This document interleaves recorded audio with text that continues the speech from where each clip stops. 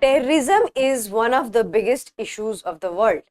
It compromises the people's security. In this backdrop, what we have seen that Tahawwur Rana, who has been accused in 2611 case, is in the process of extradition to India. Hello and welcome to the in news series of Drishti IAS. I am Ritu and today's session is about Tahawwur Rana's extradition to India and what is the India-US extradition laws. So we are going to discuss onto that. So moving towards the news part. So the news is that we already know that National Investigation Agency team is now in United States and they are in the process that how to extradite Tahawwur Rana.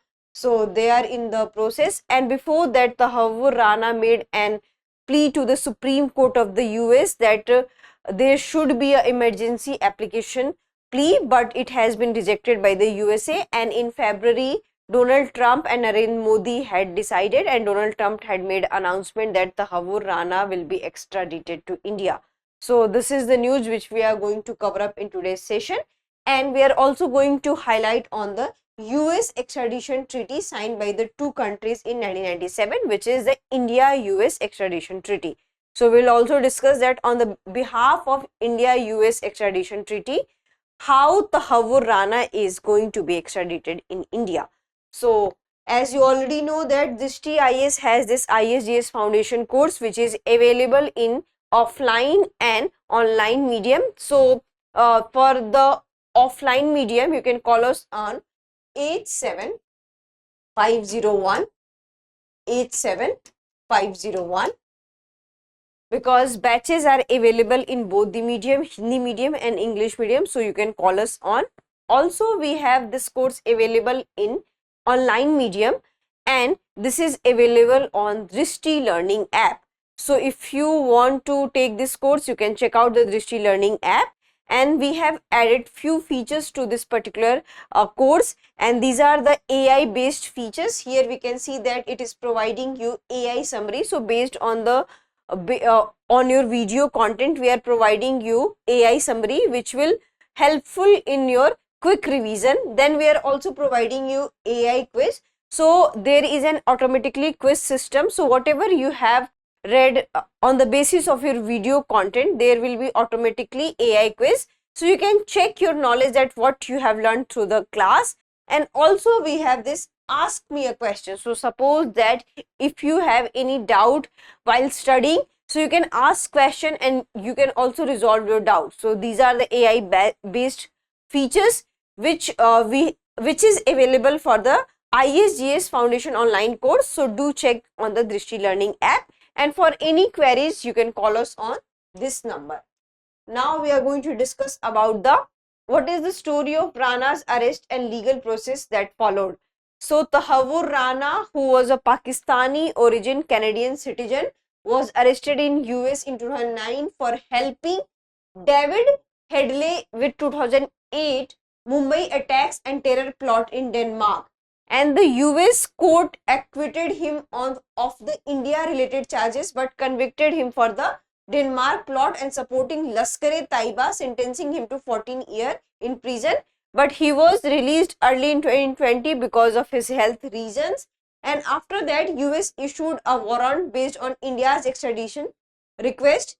And Rana opposed the extradition because he said that this is double jeopardy. And what is double jeopardy here? That if in any case, if any accused have been acquitted, so the accused is acquitted and what you can say convicted for the same case. So this is called as a double jeopardy. So Tahawwur Rana said that this is double jeopardy because I have been already released from this case. Then why India is imposing such cases on me, and why I have making such kind of this extradition request from the India.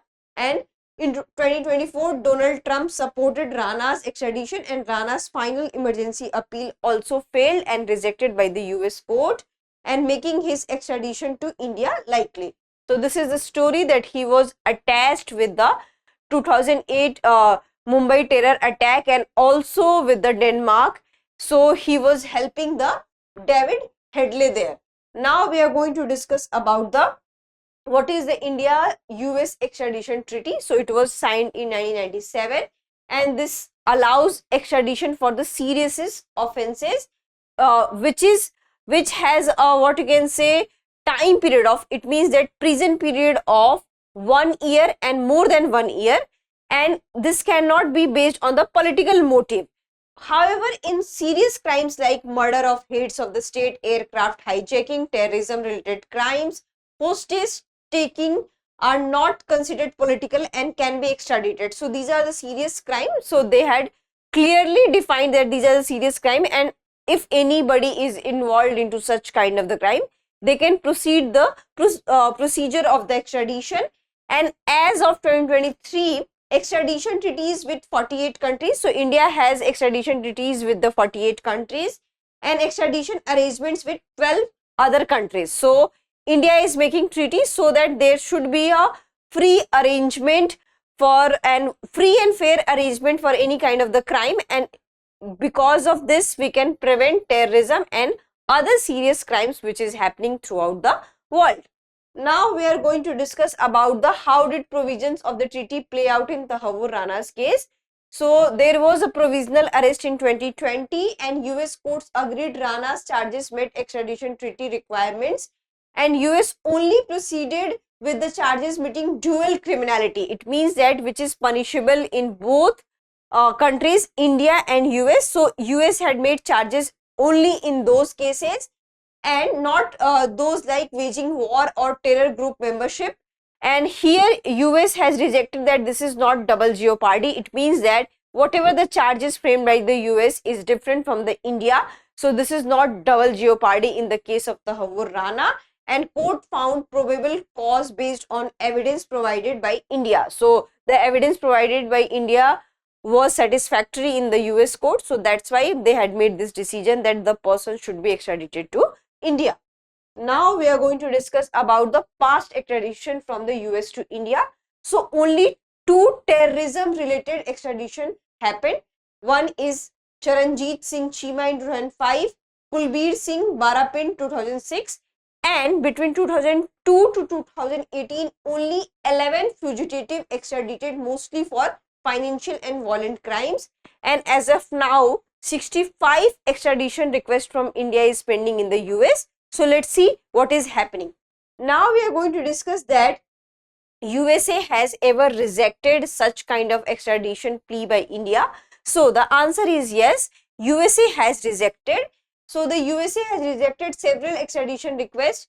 David Headley, who was also known as Dawood Gilani, a key accused in 26/11 attacks, was not extradited as a part of plea deal after pleading guilty to killing 6 Americans.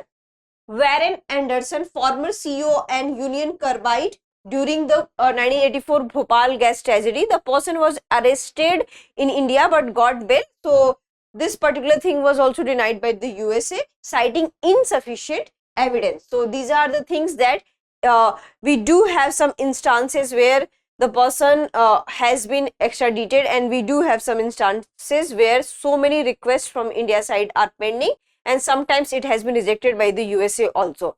So this is the treaty, and we are hoping that there should be a smooth functioning between these two countries so that we can avoid any kind of confrontation and tussle between India and USA, and there should be free and fair justice given to the people who have been deeply affected by such kind of the crimes. Now we are going to discuss about the practice question for prelims. Which of the following are non-extraditable offenses under the India-US extradition treaty? Financial fraud, political offenses, hostage taking, aircraft hijacking. Select the correct answer using the code given below. 2 only, 1 and 2 only, 2, 3 and 4 only, 1, 2, 3 and 4. So you can easily answer this into the comment section.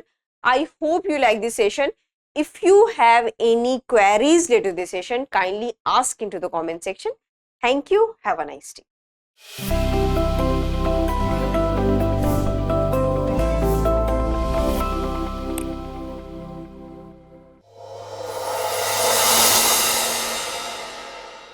For more informative content, like, share and subscribe, and do not forget to press the bell icon to get the notifications.